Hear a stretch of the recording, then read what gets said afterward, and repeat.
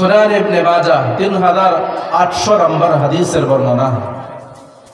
এই হাদিসের বর্ণনায় আল্লাহ তাআলার পয়গম্বর বলেন, ক্বালা রাসূলুল্লাহ সাল্লাল্লাহু আলাইহি ওয়াসাল্লাম, আফদালুয যিকরি লা ইলাহা ইল্লাল্লাহ ওয়া আফদালুদ দুআই আলহামদুলিল্লাহ। আল্লাহ তাআলার নিকট সবচাইতে শ্রেষ্ঠ জিকির হলো লা ইলাহা ইল্লাল্লাহ, আল্লাহ ছাড়া কোনো মাবুদ নাই, এই কথার সাক্ষ্য দেওয়া, এই কথা বলা, এটা হচ্ছে আল্লাহ তাআলার নিকট শ্রেষ্ঠ জিকির। ওয়া আফদালুদ দুআই আলহামদুলিল্লাহ, এবং আল্লাহ তাআলার নিকট সবচাইতে শ্রেষ্ঠ দোয়া হলো আলহামদুলিল্লাহ। সমস্ত প্রশংসা কার? আল্লাহর। সমস্ত প্রশংসা আল্লাহ তাআলার জন্য। তাহলে এখান থেকে আমরা সবচাইতে শ্রেষ্ঠ জিকির জানলাম লা ইলাহা ইল্লাল্লাহ। তিরমিজি শরীফের বর্ণনা 3590 নম্বর হাদিসের বর্ণনা।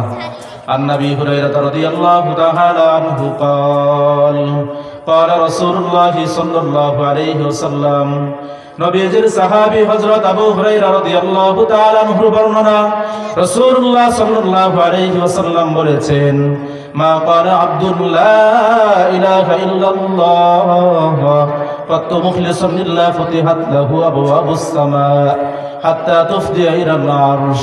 আল্লাহর কোন বান্দা বান্দীরা যদি একবার আল্লাহকে খুশি করার জন্য ইখলাসের সাথে একমাত্র আল্লাহকে খুশি করার জন্য যদি বলে লা ইলাহা ইল্লাল্লাহ, এই লা ইলাহা ইল্লাল্লাহর আওয়াজ সাত আসমান ভেদ করে আল্লাহ তাআলার আরশে পৌঁছে যায়।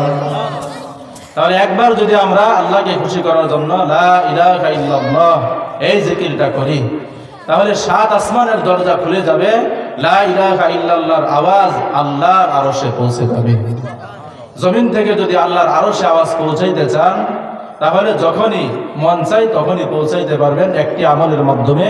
সেই আমলটা হচ্ছে লা ইলাহা ইল্লাল্লাহ। লা ইলাহা ইল্লাল্লাহ, সবাই বলেন লা ইলাহা ইল্লাল্লাহ।